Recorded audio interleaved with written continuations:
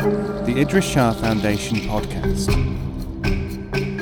Practical Psychology for Today. Featuring the works of Idries Shah, voiced by David Ault.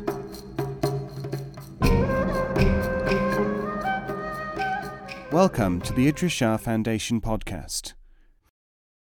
In this edition of the podcast, we will hear selections from Oriental Magic by Idries Shah. This audio has been made available by the Idries Shah Foundation. Chapter 4. The Occult in Babylonia.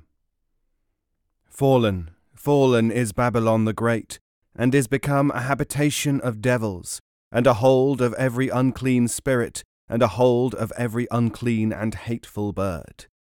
Revelation chapter 18, verse 2. Devils, demons, and supernatural powers described by the various peoples of Assyria and Babylonia form the archetype of much of the demonology which the West, and parts of the East itself, have inherited. As has been mentioned in an earlier part of this book, many of the spirits were brought by the Akkadians, who really established the Babylonian culture, from the far steppes of High Asia. Thus we find that many of the rituals and spells carried westward by the Aryans, the Greeks and Romans, the Arabs and the Jews, were derived from supernatural activities which originated in what is now Asiatic Russia. The same rites and beliefs, in some measure, linger on in their primitive state among communities of arrested cultural development throughout the world, principally Siberian, Eskimo, and other Mongoloid peoples. Other civilizations, like the Chinese and Japanese, the Assyrians and Egyptians, adopted and adapted the cults to their own brand of thinking. This is one of the answers to the vexed question as to whether all magic has a parent root somewhere. It is not, however, the complete answer. The pure Akkadian, Mongoloid forms of this magic are still preserved in the bilingual tablets of such collections as Assur-bani-pal's library, while other tablets show the fusion of Semitic and other beliefs with those of the Highland conquerors. The raising of the hand was to the Babylonians a sign of the commencement of a magical or religious rite, a concept which is retained in signals of benediction and blessings in general, and which has been fully described by Ernest Crawley. Although Assur-bani-pal's tablets were not collected until the 7th century BC, they date back almost to the earliest days of the Turanian Mongoloid arrival in the eastern Mediterranean. The tablets are a treasure of magical lore, for the king seems to have a mania for book collecting. Everything that was written, and this was mostly books on magic and occult matters, had to be copied and brought to him. There are even letters, also tablets, extant, asking that anything of any interest at all should be copied onto clay and sent to him forthwith, from every quarter of the kingdom. Early in the series, the tone is set. Assur-bani-pal himself curses anyone who effaces his name from a tablet. May Assur and Billit cast him down in wrath and anger and destroy his name and those of his posterity. The library, containing thousands of books, was unearthed at Kuinyuk, the site of Nineveh. Some of the tablets, it is true, have prayers and incantations directed towards only one god, but most contain the names of a multitude of individual spirit gods who are the forefathers of our evil spirits, as known to the Church, and so sedulously hunted by ecclesiastics. Many of the tablets refer to evil influences abroad, and prayers and supplications were made to avert them.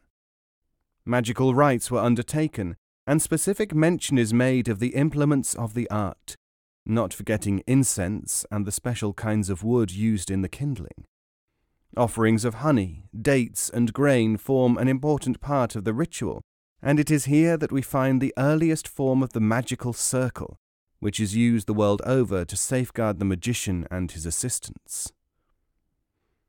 Some of the tablets advise certain invocations, incantations, and offerings for the healing of the sick.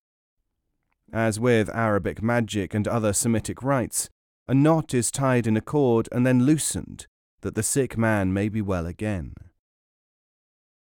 Babylonians were fortunate in being able to consult such processes to defeat eclipses, otherwise the shadow would remain forever. To effect this, the priests repeated the following. O Sibziana, in the heavens they bow down before thee. Raman, the prince of heaven and earth, at thy command mankind was named. Give thou the word, and with thee let the great God stand. Give thou my judgment, make my decisions. I, thy servant Assur-bani-pal, the son of his god, whose god is Assur, whose goddess is Assuritu. In the evil of the eclipse which has taken place, in the evil of the powers of the portents evil, not good, which are in my palace and my land.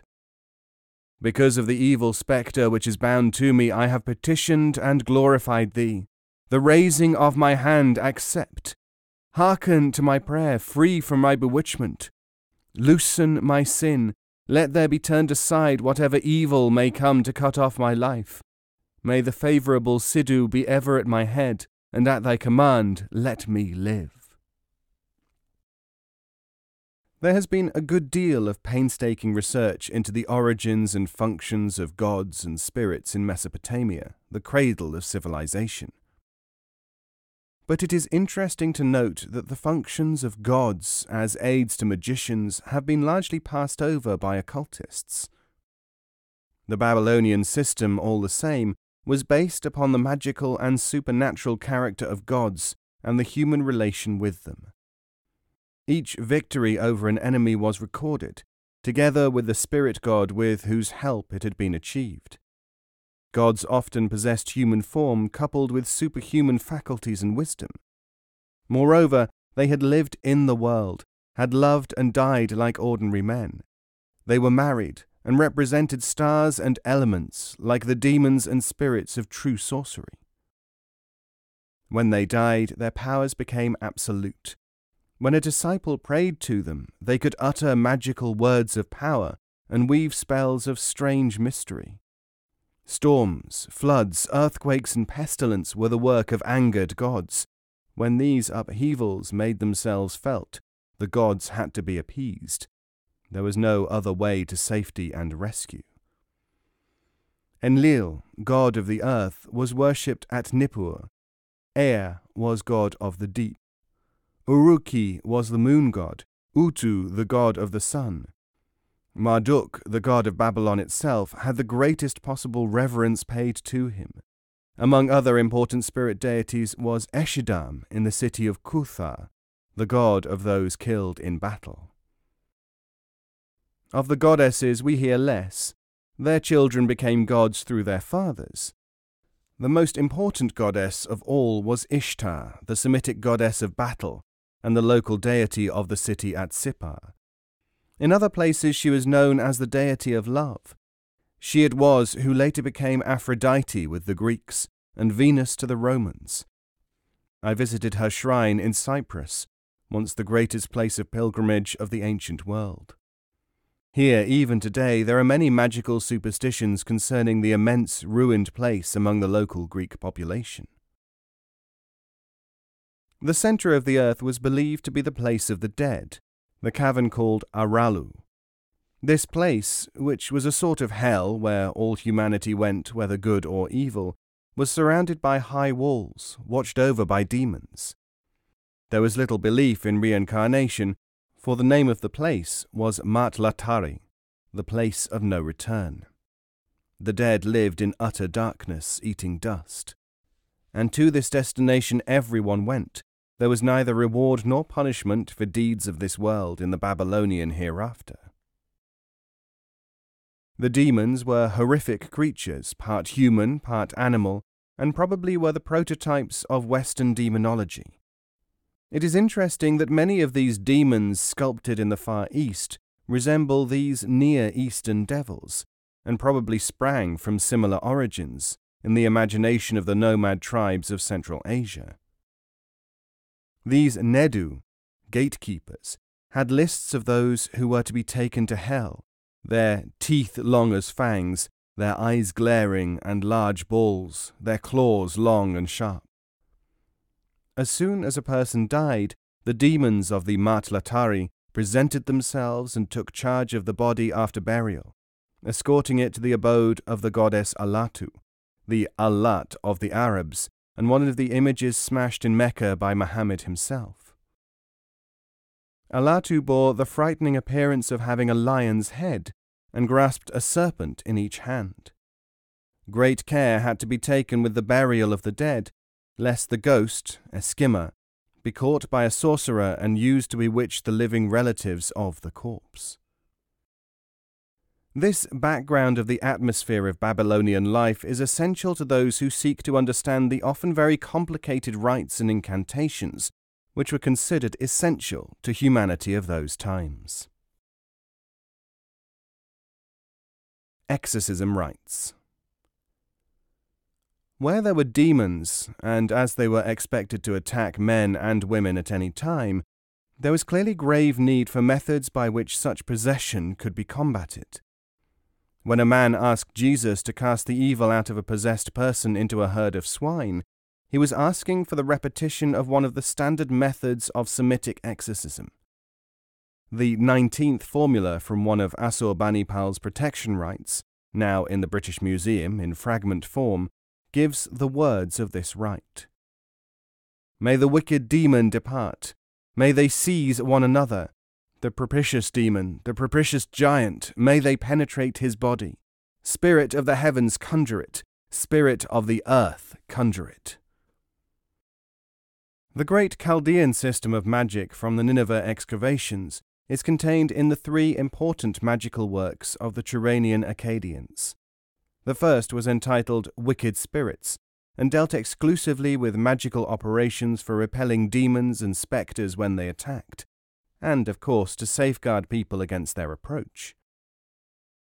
The second book, of which not much has been recovered, is a work of occult medicine. The third contained invocations and hymns addressed to various gods.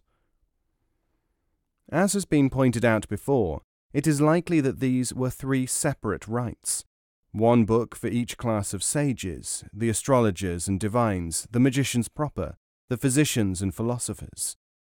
These are catalogued as such in Daniel.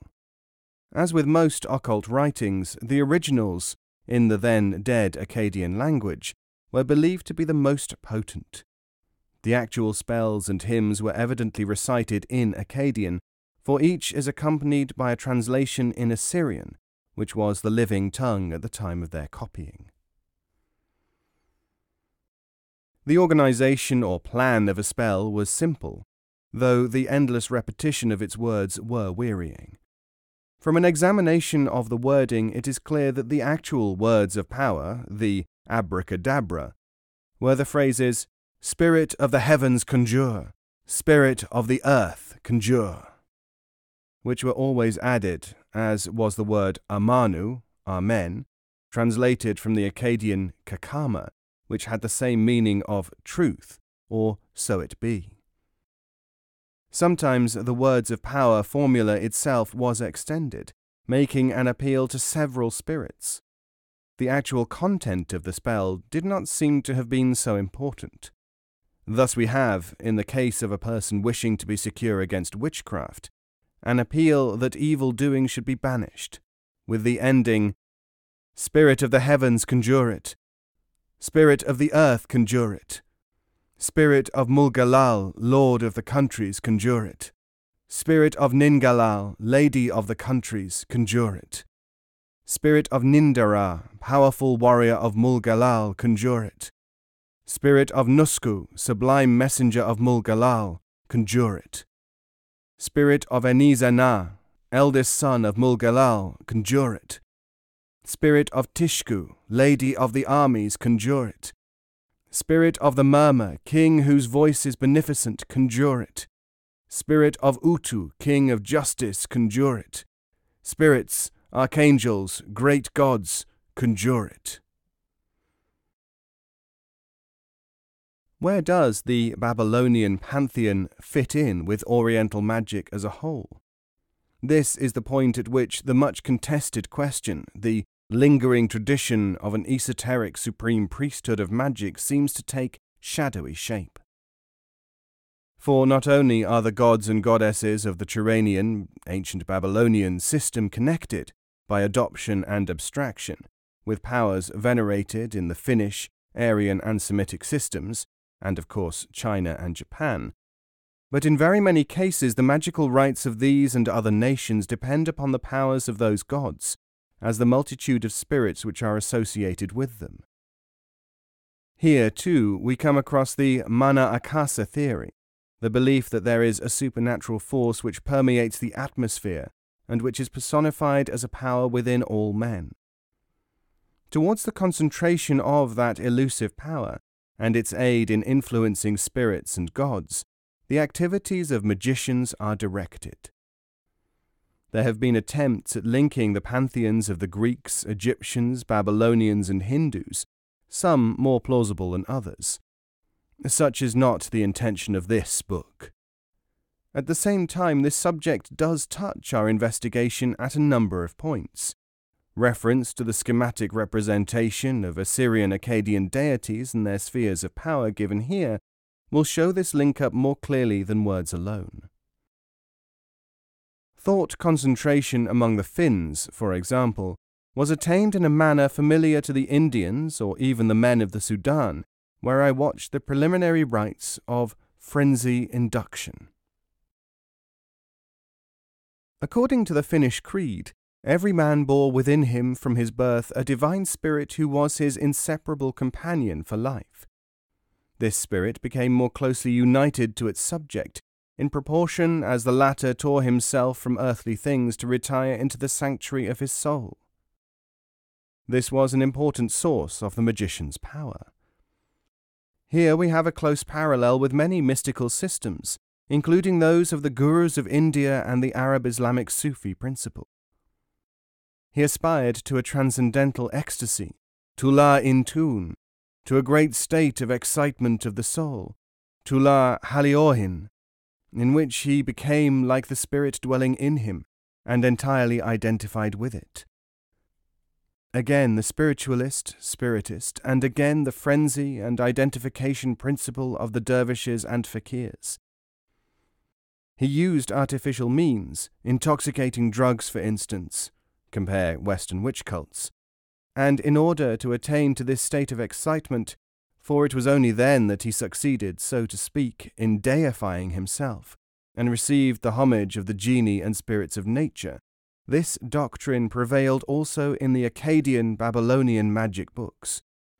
This furnishes an affinity of conceptions and beliefs which is of great importance, since it is not one of those natural ideas which arise independently amongst widely differing nations. That quote from Lenormand, La Magie chez les Chaldéens, Paris, 1874. Whence ultimately came this power of magic? Who taught it or initiated it? What, in fact, is the fountain of mana akasa, or life force? This is where an understanding of the demonology and theology of prehistoric nations is vital.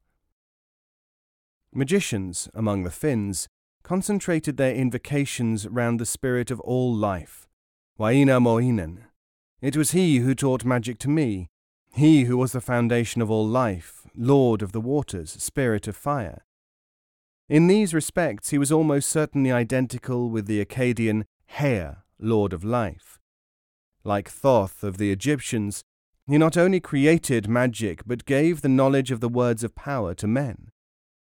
He is thought to have been similar in conception to the Egyptian Ra, and he shares with Ra even the relatively minor function of distributing power and beneficence through the sweat from his body.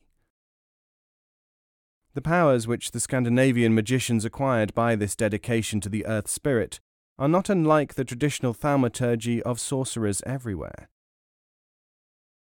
As here quoted from Kalevala of the Finns. Lemminkainen went into the house which was full of people who talked amongst themselves. Some, wearing long robes, sat upon the seats, singers outside, reciters below the portals, with musical instruments all around the walls. Sorcerers sat near the hearth at the place of honor. Then he began to weave spells. As soon as he started to sing, even the best singers found that they could utter only discordant notes. Even their hands were as if held in gloves of stone. On their heads was stone. Their necks were bound with collars of stone. The men were flung into a sledge pulled by a strange-coloured cat, which carried them off into the world of evil spirits. And when he again recited, they threw themselves into Lapland's gulf, the waters which are the drink of the thirsting sorcerers. And then he sang yet again, and the people were tossed into the turbulent gulf which devours. Then Lemminkainen showed that he thought that the middle-aged and the young were fools, by means of his magical rites.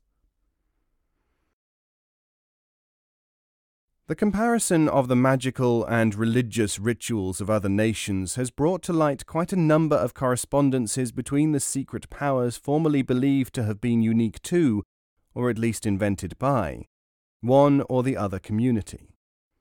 In the Akkadian Assyrian myth and legend, as well as in their spells and incantations, references to the histories and powers of the gods have enabled commentators to compile a partial list showing their relationship with one another. These facts have produced some interesting conclusions. The trinity formed by the sky, earth, and underworld are seen to have been fundamental in the Finnish and Chaldean systems as the elements to be propitiated and cultivated as sources of power. Samas, the sun, and in some ways an aspect of the earth, was connected with the Egyptian Ra. Even more interesting is the connection in the Semitic and other systems of the Akkadian god Mulge. This spirit, very widely appealed to for magical purposes, is both the heart of Akkadian sorcery and a central figure in several systems of the supernatural. As Bel, it was known as Baal in the Bible, and as Set in Egypt. To the Semitic Babylonians, Mulge was Belit, lord, sometimes as the female lady of the underworld, the Finnish Ilmarinen. Most of the god spirits have dual natures, being known as male by one name, female by another. This was the ancient Semite god of love and war, the Phoenician black stone, the Al-Lat of Arabia, who married her own son, Saturn. She was worshipped and invoked as Ishtar, sometimes called the demon Astaroth, beloved of the sorcerers. Called by the Greeks Aphrodite, this god of many aliases was also known as Tisku or Tammuz, destroyer of enemies, attainer of desires. Venus to the Romans, who carried her cult as far as Britain, the Bride of Adonus, the ancient god Duzi, and sister of none other than the Akkadian Nanki-Gal, Lady of Hades. Here we are at the very root of the demon spirit god system whence springs so much of Oriental and Western magic as we know it today. For her titles, Destroyer, Attainer, are a perfect summary of the desires of magicians.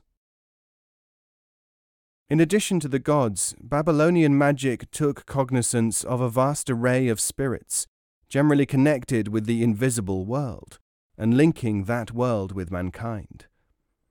That the gods and demons were closely allied is shown, for example, by the fact that the daughter of the Akkadian Anu, god of the sky, had a demon daughter, Labatu, the enemy of children.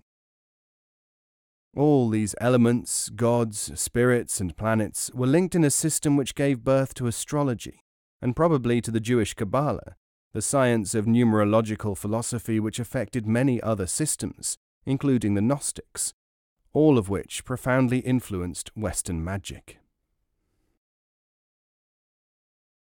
The Genie, or spirits, included the following, who have Semitic and other parallels. The Alu, destroyers, whose province was the chest of man.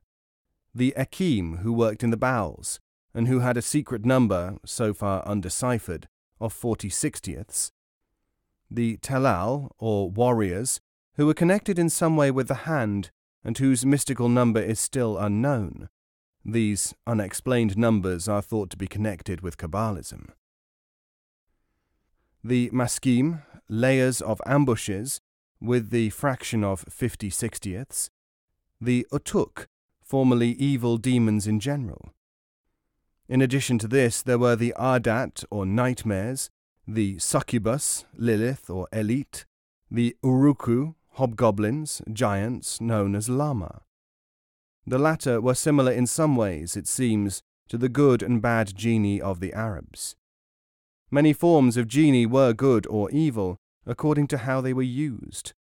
This form of thinking seems to continue from here into Western magic, with processes for the evocation of spirits, which will do whatever you wish. The spectres, phantoms, and vampires belong to the class of Labatu, daughter of the god Anu, the sky.